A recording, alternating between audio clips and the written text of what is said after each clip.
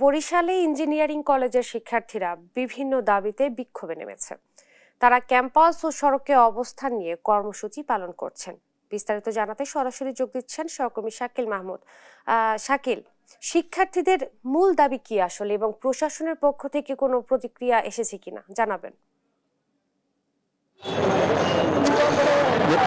গত কয়েকদিন ধরে কিন্তু আমরা আসলে দেখছি যে বরিশাল ইঞ্জিনিয়ারিং কলেজের যারা শিক্ষার্থী আছে তারা কিন্তু তাদের বিভিন্ন দাবিতে দফায় দফায় কিন্তু তারা আন্দোলন করেছে এবং তারা তাদের যে দাবিগুলো আছে সেগুলো কিন্তু তারা মেনে নেওয়ার বারবার কিন্তু তারা অনুরোধ জানিয়েছে প্রশাসনকে। এবং এমনকি আমরা দেখেছি যে বিভিন্ন যে ভবনগুলো আছে কলেজের সেখানে কিন্তু তারা তালা দিয়েছিল তাদের এই দাবিগুলো মানার জন্য। আমরা একটু শিক্ষার্থীদের কাছ থেকেই জানতে চাই যে আপনাদের আসলে কি কি সমস্যা এবং কি কি দাবি আপনাদের। আচ্ছা, আমাদের সমস্যাগুলো প্রথমেই বলতে হয় যে আমাদের দাবি আমাদের প্রশাসন দাবি আমাদের একাডেমিক যে বিষয়গুলো দেখে আর কারিগরি শিক্ষা বোর্ড আমাদের প্রশাসনিক দিকগুলো দেখে। এই দুইটা প্রতিষ্ঠানের যে সমন্বয়হীনতা এটা আমার চরমভাবে দেখা দিয়েছে। যেমন গত 17 বছরেও কারিগরি শিক্ষা বোর্ড আমাদের শিক্ষক নিয়োগ পূর্ণ করতে পারে নাই। যেই বোর্ড 17 বছরেও কোনো শিক্ষক নিয়োগ পূর্ণ করতে পারে নাই, আমরা সেই কারিগরি শিক্ষা বোর্ডের আন্ডারে আর থাকতে যাচ্ছি না।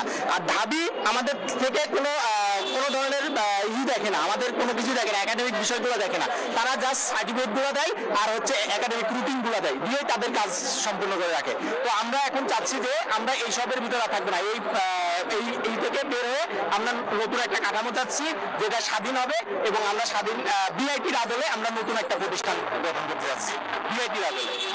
আপনার কাছ থেকে একটু জানতে চাচ্ছি যে গত কয়দিন ধরে আপনাদের যে আন্দোলন, এই আন্দোলনের বিষয়টা একটু জানতে চাচ্ছি যে কতদিন ধরে আন্দোলন করছেন এবং দাবি যদি না মানা হয় তাহলে কি? জি, আমাদের যে আন্দোলনটা তা হচ্ছে আপনারা দেখবেন যে আমরা আমাদের যে 20 মিনিট থেকে আমাদের হচ্ছে একাডেমিক কার্যক্রম পুরো 7টা এবং আজকে 7 তারিখ মানে কারিগরি শিক্ষা অধিদপ্তরে মানে আপনার রেজুলেশন মিটিং বসার কথা এবং এই রেজুলেশন মিটিং যেটা আছে ওটা যদি আমাদের পক্ষে না যায় আমরা হচ্ছে আরো কঠোরতম কর্মসূচিতে বা মানববন্ধনে যেটা আমরা বাধ্য হবো।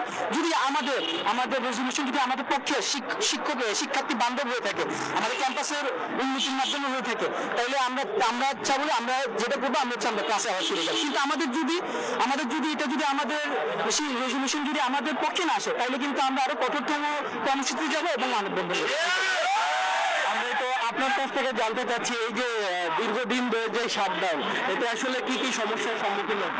দীর্ঘদিন ধরে শাটডাউনের কারণে হচ্ছে আমরা হয়তো ক্লাসে ফিরতে পারছি না, কিন্তু আমাদের যে সমস্যাগুলো সেগুলো আসলে অনেক বিশাল বড় সমস্যা। এগুলোর সমাধান আসলে খুব দ্রুত সেটার মধ্যে আমাদের মনে হয় প্রয়োজন এবং এটার জন্য আমরা প্রশাসনিকভাবে আমরা অনেক কর্তৃপক্ষের কাছে জানিয়েছি, কিন্তু তারা কোনো ধরনের সহযোগিতা আমাদের এখন পর্যন্ত করেনি। সেই জন্য আমরা এখন এই ধরনের কর্মসূচিতে আসতে বাধ্য হয়েছি এবং আমরা আশা করছি যারা আমাদের এই মুহূর্তে সহযোগিতা করবে, যদি না করে সেই মুহূর্তে আমরা আরো কঠোর কর্মসূচিতে যেতে বাধ্য।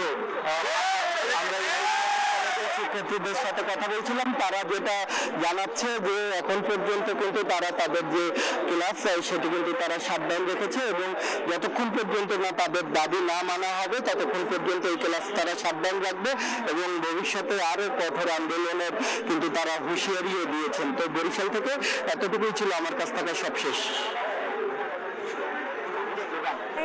ইঞ্জিনিয়ারিং কলেজের শিক্ষার্থীরা বিভিন্ন দাবিতে বিক্ষোভে নেমেছে। বিস্তারিত জানাচ্ছিলেন সহকর্মী শাকিল মাহমুদ।